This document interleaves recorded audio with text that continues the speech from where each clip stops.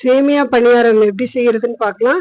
இது வந்து ரொம்ப ரொம்ப கொஞ்சம் ஈஸியாகவும் செஞ்சு முடிச்சிடலாம். அதே சமயத்தில் ரொம்ப டேஸ்டாகவும் இருக்குது. குழந்தைங்க ரொம்ப விரும்பி சாப்பிடுவாங்க. இது கொஞ்சம் வித்தியாசமாக இருக்கும். செஞ்சு பாருங்கள். எப்படி செய்யறதுன்னு பார்க்கலாம். Welcome to tasty chef ma'am.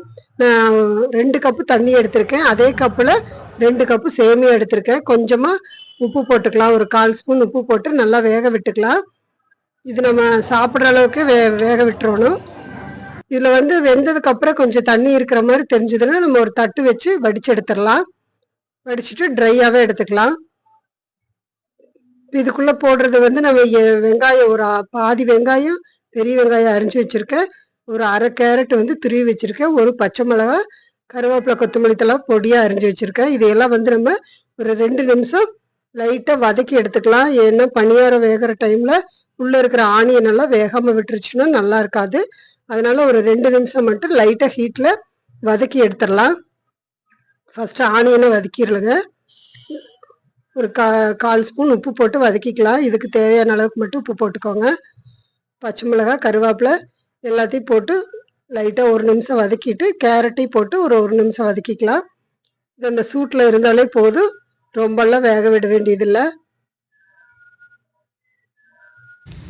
இப்போ கொத்தமல்லி தழை போட்டுட்டு நம்ம தனியாக எடுத்து வச்சு ஆற வச்சிடலாம். கொஞ்சம் நேரம் ஆறட்டும். இதுக்கு 2 முட்டை எடுத்திருக்கேன். 2 முட்டையும் நல்லா பீட் பண்ணி எடுத்துக்கலாம். நான் 2லேயுமே நம்ம உப்பு போட்டிருக்கோம். அதனால நான் முட்டைக்கு உப்பு போட வேண்டியதில்லை. அப்படியே ஊற்றிக்கலாம். இது நல்லா ஆற விட்டதுக்கப்புறம் எல்லாத்தையும் கலந்துக்கலாம். இது கூடவே எக்கும் போட்டுட்டு எல்லாத்தையும் நல்லா கலந்து விட்டுக்கோங்க. எல்லா பக்கம் படுற மாதிரி.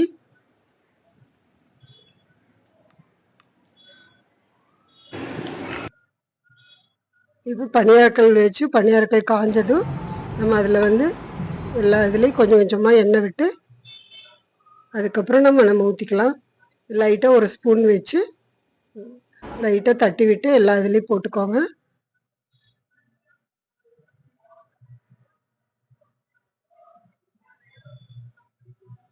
இது நல்லா ஹெல்த்தியானதாகவும் இருக்கும். ஈவினிங் ஸ்நாக்ஸ்க்கெல்லாம் ரொம்ப நல்லது. குழந்தைங்களும் ஒரு வித்தியாசமாக சாப்பிட விரும்புவாங்க. பார்க்குறக்கு ரொம்ப நல்லாயிருக்கும். இது மாதிரி நீங்களும் செஞ்சு பாருங்கள். இந்த வீடியோ பிடிச்சிருந்ததுன்னா சப்ஸ்கிரைப் பண்ணுங்கள்.